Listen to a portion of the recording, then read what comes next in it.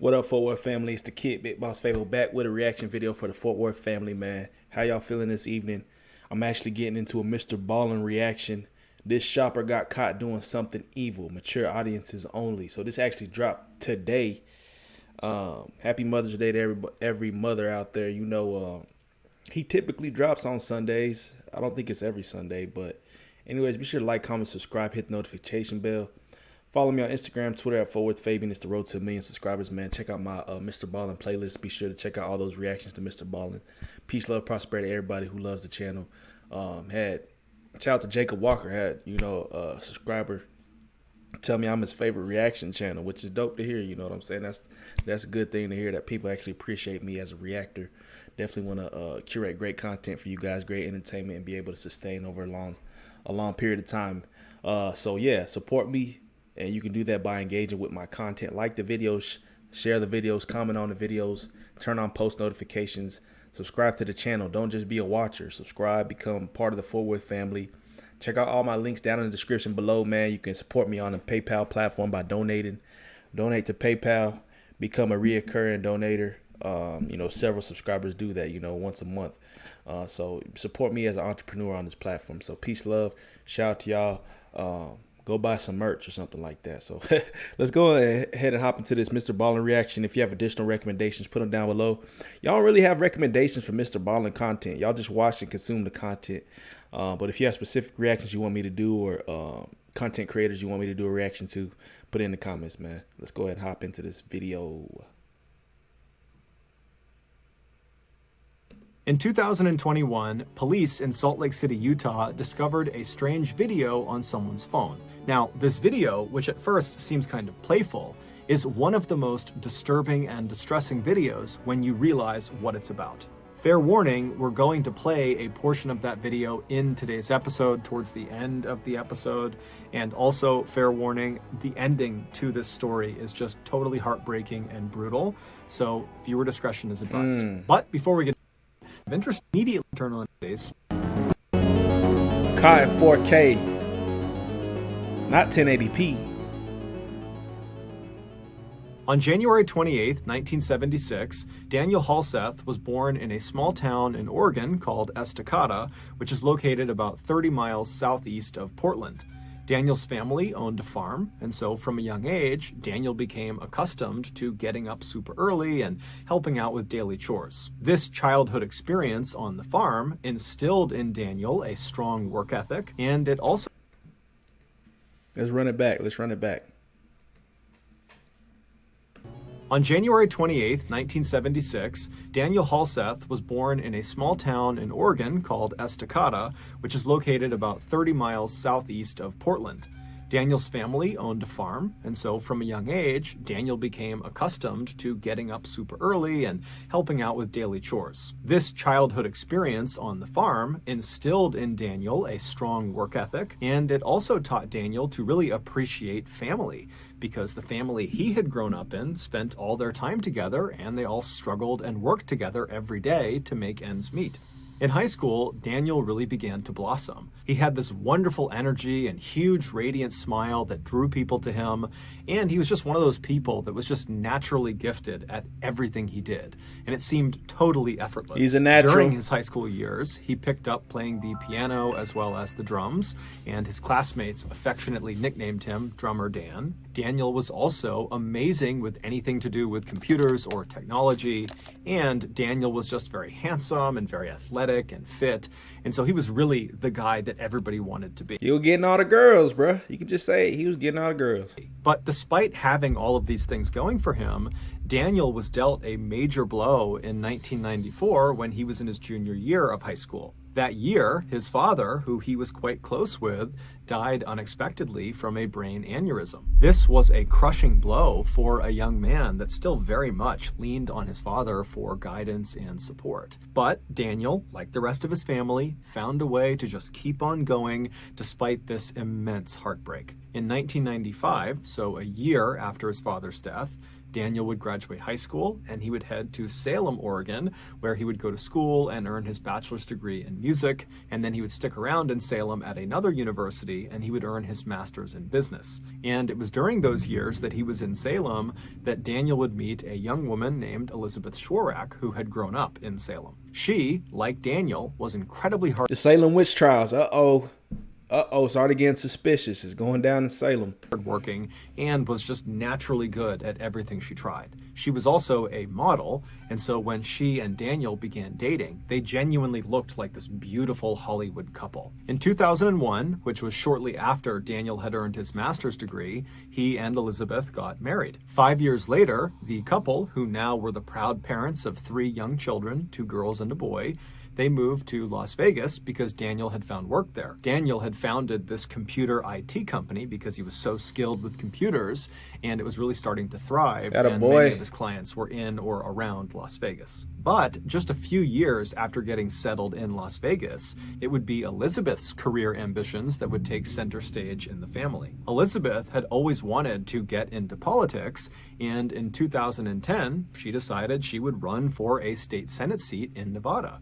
But in order to do that, she would need to campaign really aggressively, which would mean she'd be gone a lot of the time. And so Daniel, who was working full-time with this computer company, he would need to keep doing that because that paid the bills, but he would also have to become the primary parent for their 3 children. And so when she approached Daniel and said, I really want to do this, but it requires a lot out of you. Are you willing to do this? Daniel was completely supportive and actually really excited at the idea. He had no problems whatsoever. And so very soon... Bruh, I'll be damned if my wife talking about she want to get into politics. Like, I just feel like it's the wrong place, wrong time. It's different if you like started off as that in your career, but understanding that role or that position could take you away from the family probably a majority of the time. I just wouldn't. Why would it make sense at that point in time? I don't know about that one. Soon, Elizabeth would be out on the road campaigning and trying to win the state Senate seat, and Daniel would be home goofing around with the kids and taking them hiking and going to playgrounds and parks.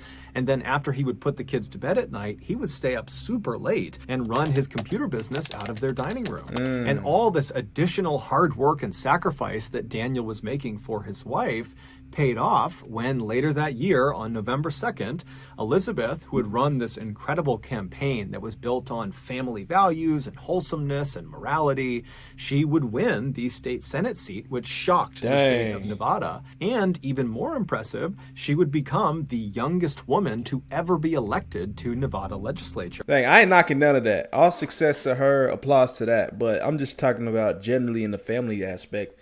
I don't know. You just know that, I don't know. Typically, politicians are busy individuals, right? I'm not sure if they're always. I mean, generally speaking, that is the stigma. You know what I'm saying? But hats off to her. I know people in the comments, oh my God, how dare you? At just 27 years old. So it was clear to everyone in Nevada and also outside of Nevada that Elizabeth was destined for greatness. She was going to be the next big political superstar. And anyone who was close to the Halseth family knew Daniel was her #1 cheerleader. He was so proud of her. But soon, the Halseth's perfect life would come crumbling down. At Harvard Business School, we have a unique approach to online learning. Be sure to like the video, man. It was not long after Elizabeth had won her election that Daniel began to notice she was becoming suspiciously close with another man named Tiger Helgelli. You see what I'm saying? You see what I'm saying? It's not even good for the family dynamic. She's over here and entertaining another man. Who was a former golf pro and fellow rising political star. After noticing his wife constantly texting with Tiger, Daniel would actually reach out to Tiger directly and beg him to stop messaging his wife and to just leave his family alone.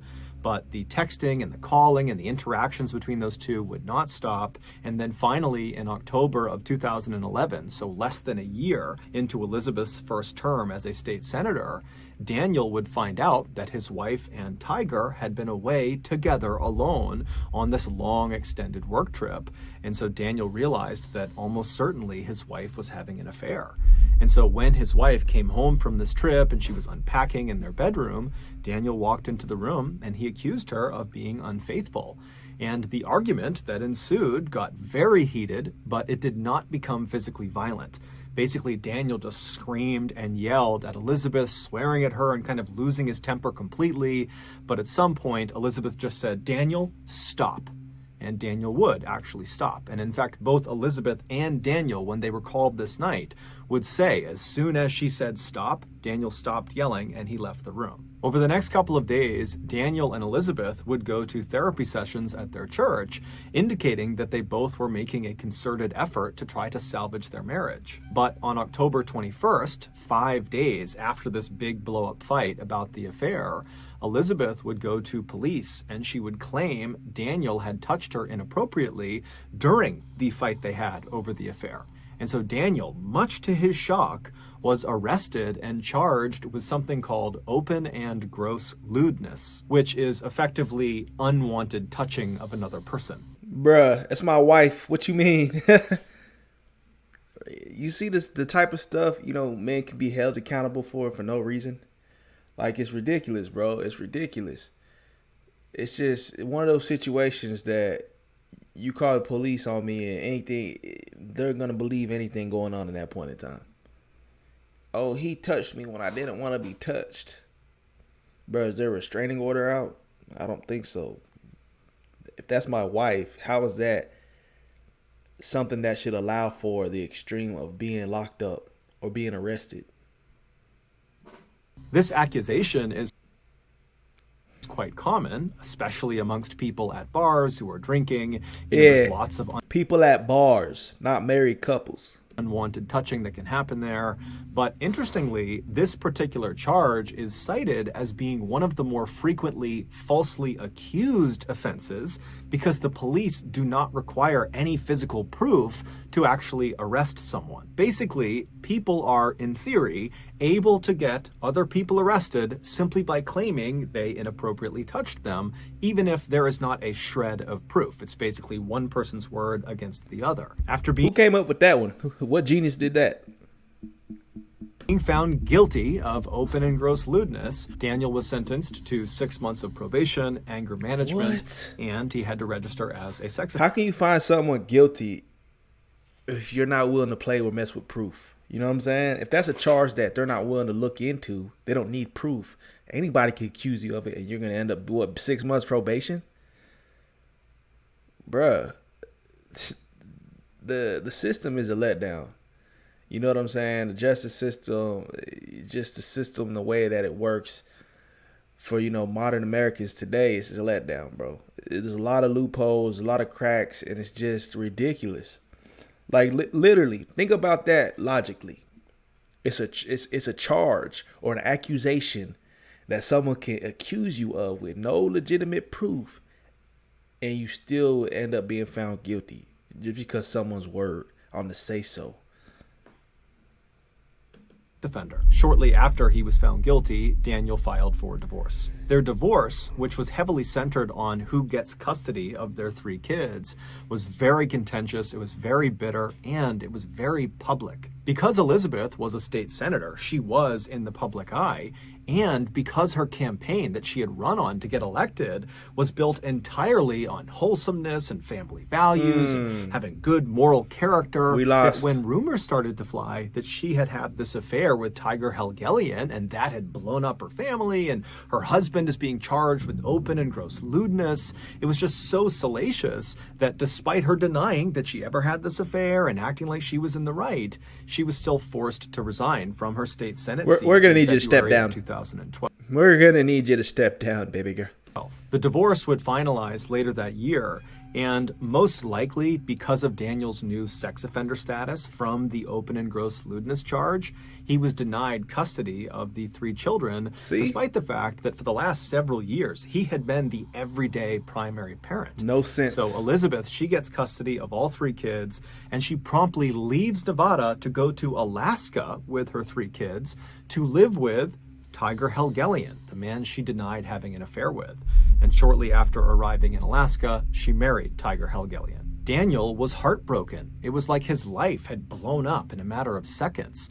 But most devastating of all was that his kids, who he called his three little angels, were now so far away from him, he couldn't even see them if he wanted to. But just like he had done back in 1994 when his father passed away, Daniel just found a way to keep on going despite this horrible pain he was feeling. Over the next few years, Daniel would pour himself into his computer business and really make that his full-time effort, and he would make every effort to see his children any chance he got. But because his relationship with his ex-wife Elizabeth was not good, it was really difficult to see his kids. Eventually, Daniel would meet another woman named Bogdana, and they would actually get married. And when that happened, it seemed like, in the eyes of Daniel's family, he was starting to kind of finally get his life back on track. Around this time, Daniel began sharing more and more of his life on his social media channels. And every post he made, and he made lots of them nearly every day, were so overwhelmingly positive and optimistic, and it really showcased his wonderful personality that was all about lifting up your fellow person and just being a good human being. Boy. And he also posted loads of videos of him goofing around with his three kids because he adored his kids. They were the most important thing to him by far. But despite having this very cheerful outward presence on social media, privately, Daniel was dealt yet another very difficult blow in 2019 when his marriage to Bogdana, his second wife, fell apart. And so once again, Daniel was all alone. His social media posts around the time of the second divorce remained positive and very optimistic for the most part, but anytime you saw an image of Daniel actually facing the camera, you could just see a distinct sadness in his eyes. But just as quickly as it seemed like once again Daniel's life was just going to crumble, something truly amazing happened for Daniel. I like these kind of stories a little bit though. You know why? It's adversity. Always come back. Man get beat up, come right back. If only these stories usually ended happy, because you already know something's going to happen. Money to the utility company, you could be missing out on thousands in state. Daniel's first ex-wife, Elizabeth, and their three kids decided to leave Alaska and come back to Nevada and resettle in Las Vegas. This was not because Elizabeth wanted to rekindle with Daniel. It was just because she and the kids liked living in Las Vegas and wanted to come back. And as soon as they were back, Daniel suddenly got to see his kids all the time. He was so excited and so happy. In fact, by late 2020, Daniel's youngest daughter, Sierra, who was 16, she had basically just moved in with Daniel, even though legally speaking, she was not supposed to be doing that. And her mom, Elizabeth, was totally unhappy about it. But regardless, that was just how it was. She was living with Daniel. In August of that year, so around the time that Sierra had basically moved back in with Daniel decided to take his ex-wife, Elizabeth, back to court to see if he could get custody of Sierra, because Sierra was the only minor of their three children. She was still 16, and at that point, Sierra was already living with him. During the recorded video sessions between Daniel, Elizabeth, and the judge, Daniel would tell the judge that life in Elizabeth's home was totally toxic and not good for his children, and certainly not good for Sierra. Daniel would explain to the judge that Sierra was really struggling with some mental health issues, and what she needed right now was professional therapy, something he had already enrolled her in since she had moved back in with him. Daniel also presented to the judge a letter that he said Sierra wrote that basically backed up the idea that she is better off living with her father. Elizabeth would generally respond to all of these things that Daniel was saying by saying Daniel was a liar and that he was not fit to be a parent, and that letter that he claims Sierra wrote doesn't sound like her, insinuating that, the letter was forged. The judge, who at regular intervals would get very frustrated with both Daniel and Elizabeth, finally would just say, look, you got all sorts of issues between the two of you, and it's creating a horrible environment for your kids. And if you don't find a way to come to some sort of compromise, the people that are going to suffer are your kids, specifically Sierra. Finally, in early 2021, when Daniel and Elizabeth still had not come to terms, the judge just ordered that Daniel return Sierra to her mother's residence because, legally speaking, Sierra was supposed to be in her mother's care. And so begrudgingly, number one, Daniel would take Sierra and he would bring her back to her mother's house and he would say, okay, go see your mother, and then he would drive off. But later that night, Sierra would sneak out of her mother's house and just run back to be with her dad. Needless to say, Daniel was not unhappy about that turn of events. The custody battle over Sierra continued to rage for the next several months, with Sierra opting to still remain at her father's place despite the court order, despite her mother pleading with her to come home. And then in April of 2021, something very odd happened. On the morning of April 8th, several $100s was withdrawn from Daniel's bank account from a few different ATMs around Las Vegas. This particular bank account was shared between Daniel and his second ex-wife, Bogdana. They just hadn't gotten around to relinquishing control to one or the other. And so these particular withdrawals were kind of uncharacteristic for Daniel or for Bogdana, and so they were flagged as potentially fraudulent, and so the bank sent notifications to both Daniel and Bogdana saying as much. And so Bogdana, she gets the messages that there's been these potentially fraudulent charges. She knows it wasn't her, and so she calls Daniel, but Daniel doesn't pick up, and so she texts Daniel. But again, silence from Daniel. Thinking this was a little bit odd, Bogdana reached out to Daniel's mother, Christine, knowing that Daniel and his mom spoke nearly every day. And so she filled the mother in about what was going on. And after getting all the information from Bogdana, Christine would try calling and texting Daniel, but still got nothing. And so she reached out to her granddaughter, Sierra. And so she calls Sierra. Sierra doesn't pick up. She texts Sierra asking to speak to Daniel, and Sierra doesn't get back right away, but eventually she responds to Christine, and the response just said, "His phone has been acting up, but he's okay. It should be fixed by tomorrow night. No worries." Now, Christine was relieved to read that her son and her granddaughter were just fine, but at the same time, there was just something odd about the fact that she could not get in touch with her son, and that Sierra was kind of acting a little bit cagey, not answering her phone, which was unlike her, and then sending a message that didn't quite sound like her. But either way, Christine just let it go and figured she would be in touch. I ain't gonna lie, but I feel like there's something super sinister going on right now. Of course, people can already make the assumptions, oh, you know, something happened. Of course, Sierra's looking kind of guilty of doing something right now, but I bet you it's something that... with her son over the next 24 hours. But the next day, by 10 a.m., when Christine and Bogdana had not heard or seen Daniel, Christine again reached out to her granddaughter, Sierra. She called her, but she didn't pick up. And so she texted Sierra, this time demanding that she put her father on the phone. But Sierra did not put her father on the phone. Instead, after a few minutes, Christine just got another text message that said something to the effect of, "My dad's in the shower, so he can't talk right now." Christine, at this point, it was like her radar was up, and she knew there was a real problem. She didn't know what it was, but there was a problem, and someone needed to go over to Daniel's house and make sure he and Sierra were okay. And so Christine contacted a woman named Peggy Newman, who was Daniel's landlord and a close friend of Daniel. And she asked Peggy, would you mind going and doing a welfare check at Daniel's house? And Peggy would say, of course, no problem, but I won't be able to get over there for at least several hours. So Christine said, no problem. But as soon as she hung up, Christine just was so anxious, waiting to find out what was going on with her son, that at 1:46 p.m., when still Peggy was out running errands and had not done the welfare check yet, Christine just called the police and asked them to do a welfare check. Yeah, hi, I need a welfare check.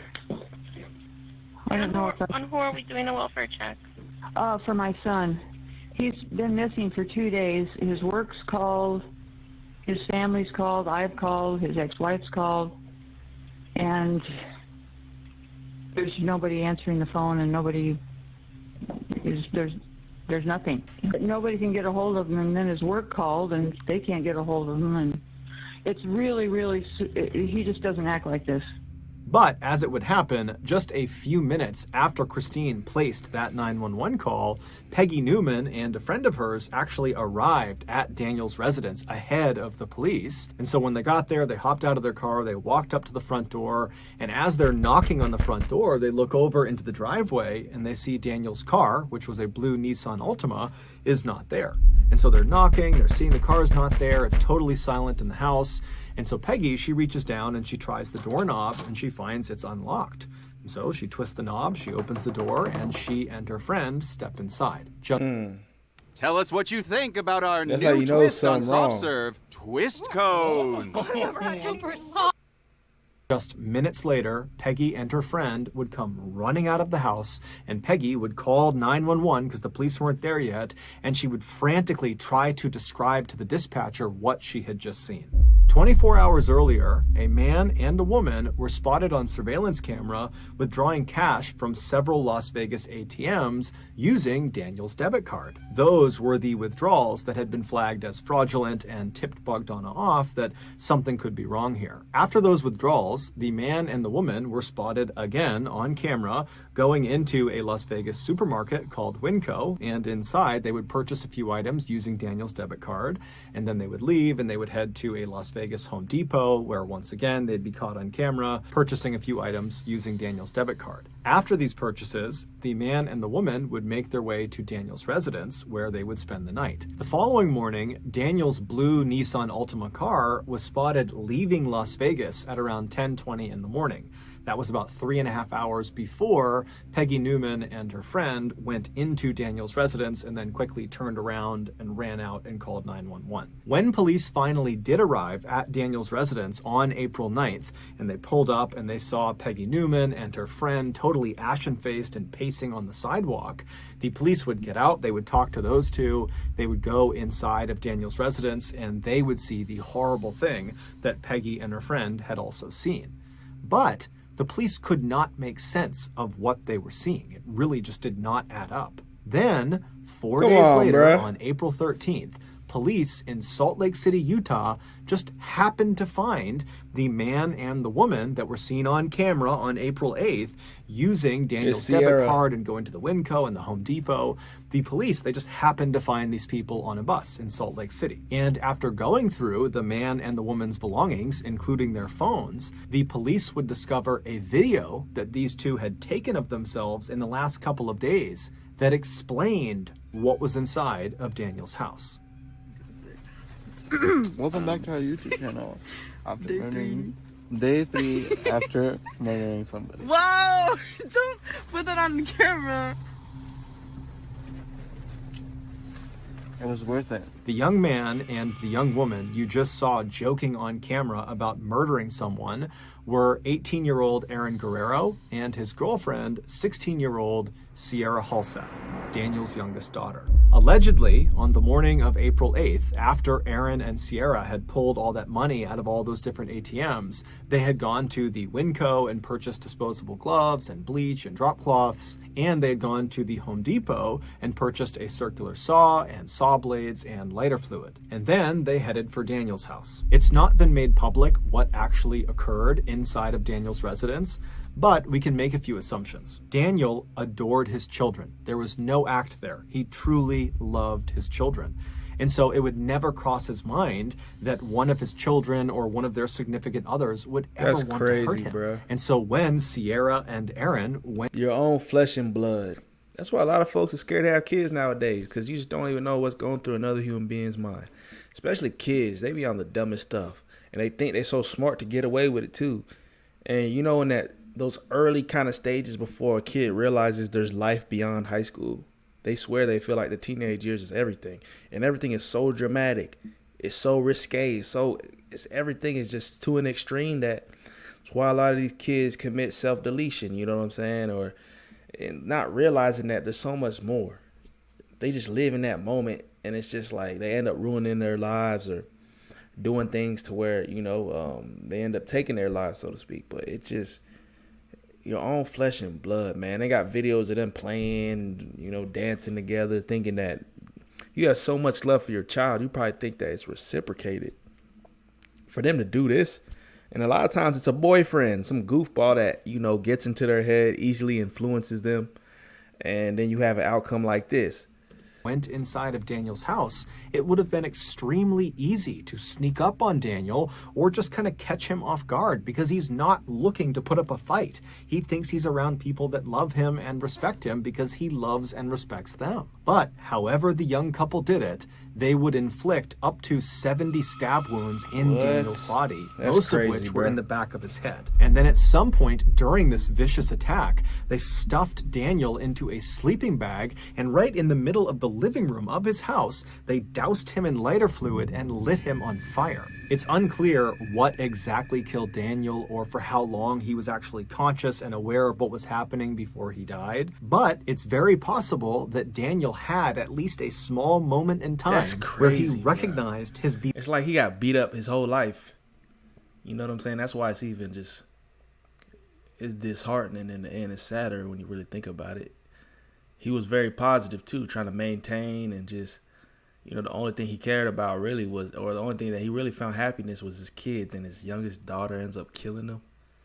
I can't even comprehend it. So now my mind wonders and thinks that her trying to be so close to him and leave her mom's house to go to his crib was calculated. Maybe just, I don't know. Maybe she was plotting the whole time. Beloved little angel, Sierra, was actively trying to kill him. After Daniel was either dead or incapacitated, the young couple tossed their pocket knives into the sink, and then they retrieved their circular saw as well as a chainsaw and began attempting to dismember Daniel's body. But they were unable to do it, and so they just kind of set the saws down in the middle of Daniel's home with bits of Daniel stuck on the grooves of the saw. At that point, Aaron and Sierra attempted to destroy evidence inside of the house by scrubbing everything down with bleach, but it was totally ineffective. And so at that point, the couple decided they would just burn the entire house down, and that would destroy all the evidence. And so around the time that Christine texted Sierra and demanded to speak to Daniel, and Sierra wrote back, "Oh, he's in the shower, he can't talk to you right now," that was probably around the time that Sierra and Aaron were actively trying to burn the house down. But the fire they set was just not very big, and it kind of smoldered out. And so they would just kind of leave all of the evidence all over Daniel's house, and they would leave Daniel's destroyed and burned body kind of propped up against the door leading into the garage. And they would just leave the house, hop in Daniel's blue Nissan Altima, and at around 10:20 in the morning, they would leave Las Vegas. The only reason police were able to apprehend Aaron and Sierra in Salt Lake City a few days later was because the couple had made their way to Salt Lake City and hopped on a bus, and Aaron had not paid the fare. He had just snuck onto the bus. And so at some point, the transit authority had come through the bus, and they were asking people to show their tickets, and Aaron didn't have one. And so when they discovered this, they asked for his name, and when they entered his name into their system, it popped up that the Las Vegas PD were actively searching for him. While only Sierra knows why she turned on the one man who would forever love her and would forever support her, what we do know is around the time that Daniel and Elizabeth had gone back to court and they were having those virtual meetings with the judge to decide who was going to have custody over Sierra, Sierra had begun dating Aaron, and she had fallen totally in love with him, and it seemed very much like Aaron had totally fallen in love with her. And somehow Daniel caught wind of the fact that Aaron and Sierra were planning to run away secretly and go move to Los Angeles. And so when Daniel heard this, he told his ex-wife Elizabeth, and then they would go and talk to Aaron's parents, and they would tell them about this plan to run away. And both sets of parents talked and decided it was in both child's best interest if they stopped seeing each other. And so starting in early 2021, the parents forbade their child from seeing each other, and that was it. But even though all the parents were involved in this decision, because Sierra was at the time living with Daniel, it seemed like she focused her rage about this decision on Daniel, because he was the one kind of enforcing the rule. And so it's believed in April of that year, Sierra decided she would just have to kill her father in order to get her boyfriend back. In Daniel's obituary, his family very conspicuously left Sierra out, saying that Daniel was survived by 2 loving children, not 3. His family has also come out and publicly stated that they hope Sierra and her boyfriend are given the harshest penalty allowable by law. Despite the existence of this confession video that Aaron and Sierra took of themselves talking about murdering Daniel, they have pled not guilty and are currently awaiting trial. Boy, in that COVID mask, that COVID season, you hear me? So that's going to do it. That was a wild story. For some reason, I was expecting the ending to be a little bit more, unexpected or unexplainable, but that's just wildness to me, man. Killing your own flesh and blood, like your parents, that's just dumb. Ridiculousness at its finest, man. Let me know y'all's thoughts on that one in the comment section down below. RIP to the Pops, man. But he was trying to maintain. He was trying to develop and be a better person. But always getting brought down, man. God rest his soul, man. Hey, like, comment, subscribe. Check out the MrBallen playlist. Put your recommendations down in the comment section down below. Like the video, man. With that being said, we'll catch you next time. Everybody stay blessed.